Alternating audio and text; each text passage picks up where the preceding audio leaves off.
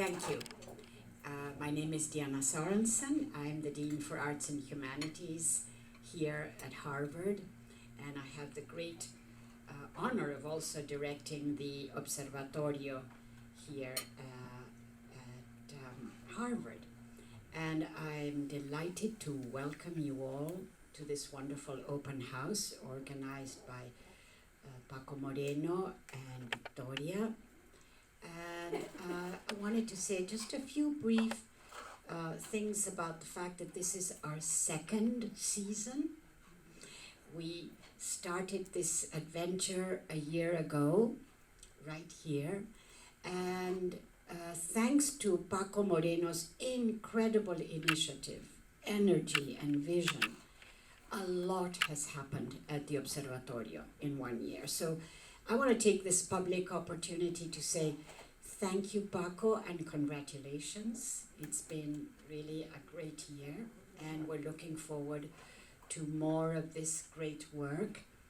I also want to say how pleased I am to have all of you here.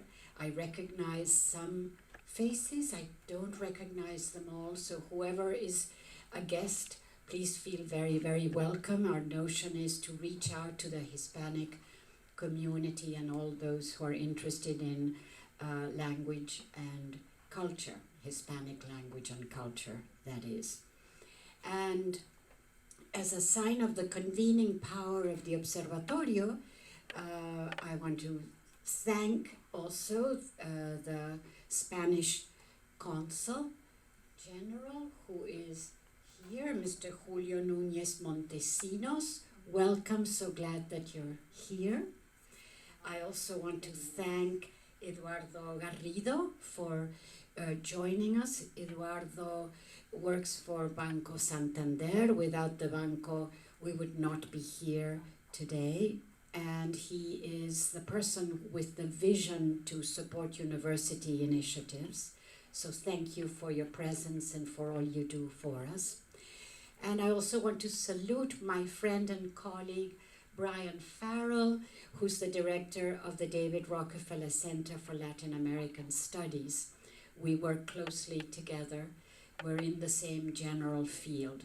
So welcome to you all. I see wonderful food, there's drink and music.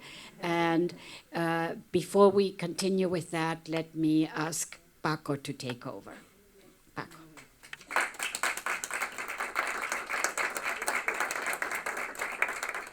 Thank you, Diana, for your kind words.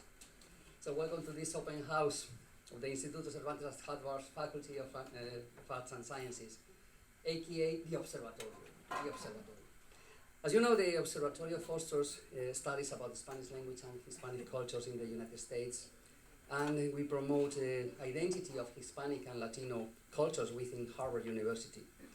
We host on campus activities such as lectures, panels, conferences, workshops, debates, among other cultural activities. And we prepare studies and reports about the current situation of Spanish language in the United States from different perspectives, from perspective linguistic, sociological, political, cultural, economical, among others. All these programs, as Diana Sorensen said, are possible thanks to the sponsorship of Santander Bank and Santander Universities. 1 year ago, we opened this new observatory at Harvard. Last January, we hosted our first open house, and when I introduced Victoria Whitney as our program manager, so you all know Victoria, and thanks Victoria, is she over there? Victoria, thanks for this month of dedication to the Observatorio. And now it's my pleasure to introduce our first fellow, Research and Communication Fellow. She's Clara González Tosat. She comes from the Rafael del Pino Foundation to do some research about cyber media in Spanish in the United States. So, Sarah, wherever you are, welcome on board.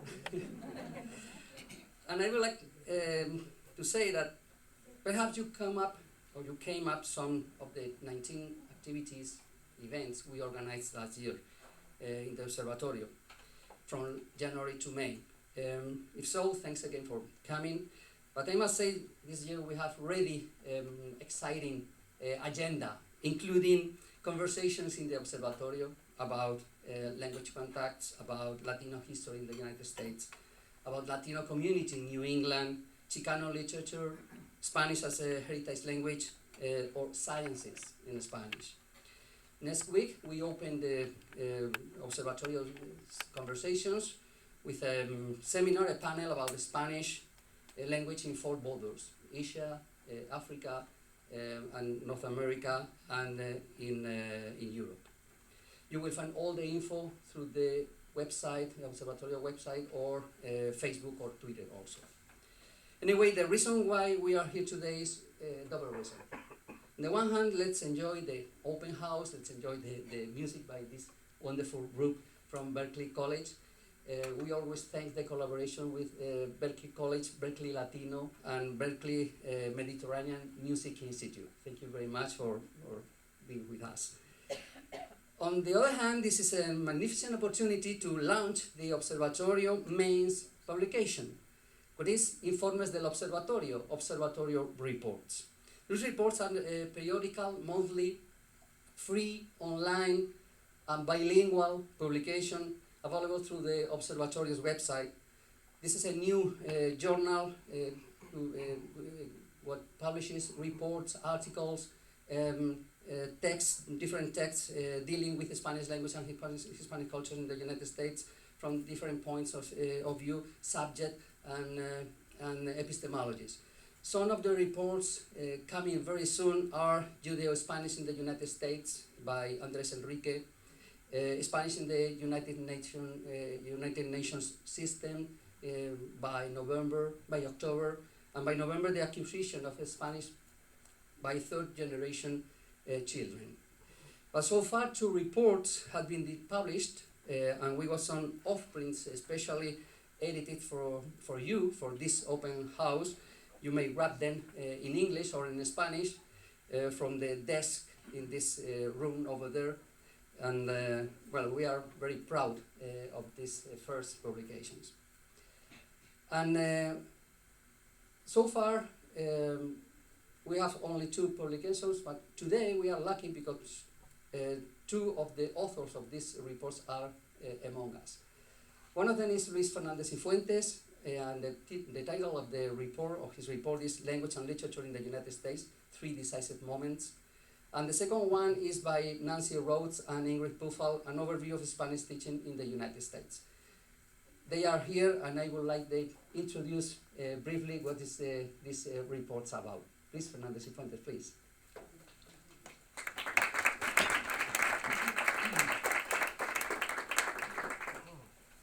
5 minutes. So, the piece that inaugurated the Observatorio's reports, Spanish language and literature in the United States, 3 crucial moments, is more of a brief historical narrative than a detailed analysis. It tells the story of how Spanish and Latin American literatures secured little by little their place in the curricula of universities and colleges in the United States, Harvard in particular, over the course of the 19th and the 20th centuries. There are 2 sides to this story, if you will, 2 threads interwoven in this narrative. The first one traces the impact of certain historical facts on the inception and expansion of these foreign literatures in the United States academic sphere. In other words, it chronicles how academic choices, displacements, amplifications, or reductions regarding Spanish and Latin American literatures were the direct or indirect result of major historical events. From the independence of the Spanish colonies in Latin America at the beginning of the 19th century to World War I and the inauguration of the Panama Canal 100 years ago. Did you know that they happened the same week? To the Cuban Revolution and the commotions of May 1968. The second thread of the narrative follows the constantly evolving relationship between Spanish literature on the one hand and Latin American literature on the other within that context. It is at times the history of a thorny competition for academic hegemony, and at times the history of interpretations and misinterpretations, blindness and insights, crass ideological constraints, and successful instances of liberation and recognition. So this is a brief summary of what you may find in the report, in my report. Now, for your information, I would like to identify even more briefly two pieces of the puzzle that are missing from the report and perhaps should be taken up in a new, longer, and much more ambitious project. I will call the first piece intellectual history or history of ideas. That is an account, and this is what is missing. It's not in the report, but perhaps should be there, perhaps will be there someday.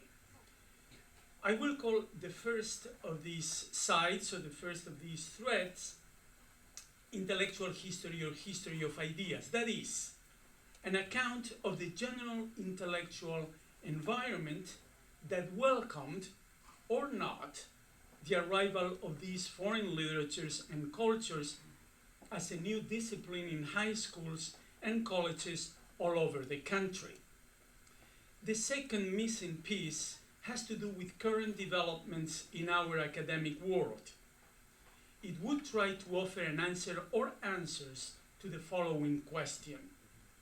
What are the effects of such phenomena as the crisis of the humanities and the dissolution of disciplinary barriers in the study and teaching of Spanish and Latin American literatures in the United States?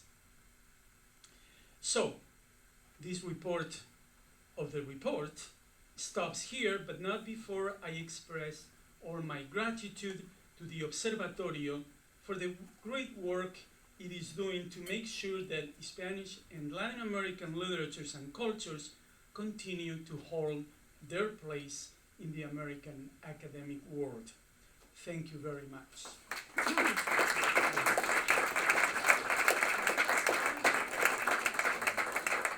And Nancy Rose is the author of the second report.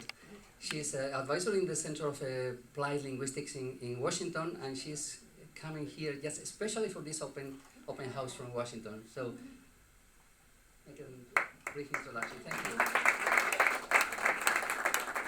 Thank you. Good afternoon, everyone. It's just a delight to be here, and I was really happy to finally get to meet Francisco after we had emailed for quite a while last year, and then he was able to come to Washington and visit the Center for Applied Linguistics, and we were just really bowled over by the fact that the Cervantes Institute would have something so amazing at Harvard where you're going to look at Spanish language teaching in the United States, and it was very, very exciting for us. So just briefly, my colleague Ingrid Pufall and I conducted a national survey, which the Center for Applied Linguistics conducts every 10 years, looking at the status of language teaching in elementary and secondary schools, public and private schools across the country. And we were specifically interested in this report to look at where Spanish falls with all the languages that are taught in the schools. And of course, the position of the Spanish language around the world now is very, very strong. So, not surprisingly, Spanish is the foreign language now most often taught in public and private schools in the U.S. And it has been for decades. And by the 1970s, it was the most commonly taught language at the college level, and it surpassed French. So our article looked at Spanish in specific in the U.S. and showing trends, and we had 3 points in time where we had collected data so we can show trends in language teaching across the country. It was a national sample, as I mentioned, and we used 2 questionnaires in elementary and secondary. And it was a random sample, and the questionnaires were sent to the schools, specifically a sample of the schools. So overall, and looking specifically at the elementary level, language instruction has fluctuated. The first time we conducted the survey in 1987, about a quarter of all elementary schools were teaching some type of foreign language. By 10 years later, there was about a third, and we were seeing this real trajectory where a lot of the elementary schools were starting to teach languages, and it was very exciting up until about 2005, and we collected our latest data in 2008 when it almost went back down to the 87 number. And one of the main reasons was the economy, and the budget cuts in the schools just devastated language teaching at the elementary level. Not so much in secondary, but those elementary programs are really fragile. So not only the language programs were cut, but art, music, physical education. So really important things just got slashed. And not elementary and middle school got cut, and not high school. But looking, when you look at the specific languages that are being taught, Spanish really, even though we've seen these ups and downs in instruction, and now we're hoping that we're seeing a turnaround, Spanish has actually increased in popularity over the past 20 years.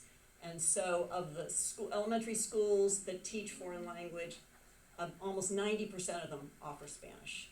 And that has increasingly gone up over 30 years. So that's really positive for Spanish. However, at the same time, French and German have decreased. And we're seeing that the same thing in elementary and secondary. And looking at the regions of the country and where Spanish is most taught, it is in the southwest of the United States, although in all regions of the country, Spanish is very, very high. French is most often taught in the northeast and least often in the southwest. Looking at what actually is going on in the elementary schools and what type of instruction is going on, there's 3 major types of programs. There is a basic introductory to language and culture. Sometimes it's even taught in English. And over 40% of the programs are that type. And that's sometimes called foreign language exploratory, foreign language experience. Then there's the next very large block. Sometimes it's called FLES, foreign language in the elementary school. And that's reading, writing, speaking, listening, focus. And then the last little chunk is what's called immersion or dual language instruction, where the children receive at least 50% of their instruction every day in Spanish or what other language is immersion. And those models are really showing a lot of success. Not only do the children become fluent, proficient in the language, but when they're tested in the subject matters, they score as well or better than children who've been studying only in English. And the model that takes advantage of that immersion approach is the 2-way immersion, where not only are English speakers immersed in the program, but Spanish speakers, native Spanish speakers are immersed, so both groups are learning both languages. And that is getting, there's a lot of good research on those programs, and they're getting great results. So that's really exciting. But the biggest challenge is that most of these programs are not immersion, and a huge number are these exploratory, introductory. So the challenge is not enough students are getting high enough levels of Spanish. And so we're really trying to get more schools to incorporate immersion, starting in kindergarten, going all the way through 12th grade. And there's just a big difference in the outcomes for that. So we concluded in our report that the role of Spanish in education, in K through 12 education, is undisputed. However, the opportunities for students to reach high levels in the language are inadequate. In addition, the extraordinary resource the United States has in students who already speak Spanish, heritage language speakers, is not being developed as it could through expansion of these two-way programs I mentioned. So, two recommendations. One, encourage the establishment of new programs that start at a young age, kindergarten, go through 12. Second, offer more intensive programs like immersion, and really take advantage of the incredible resource we already have in this country of children who already speak Spanish, and take advantage of that and help them move to the next level for them. So we look forward to collaborating more with the Instituto, and thank you very much for having us.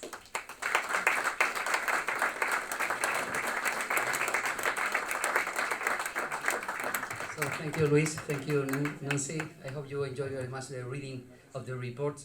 But this is not time for reading. This is time for music and time for tapas. So thank you again. Thank you for coming, and Shana Tova.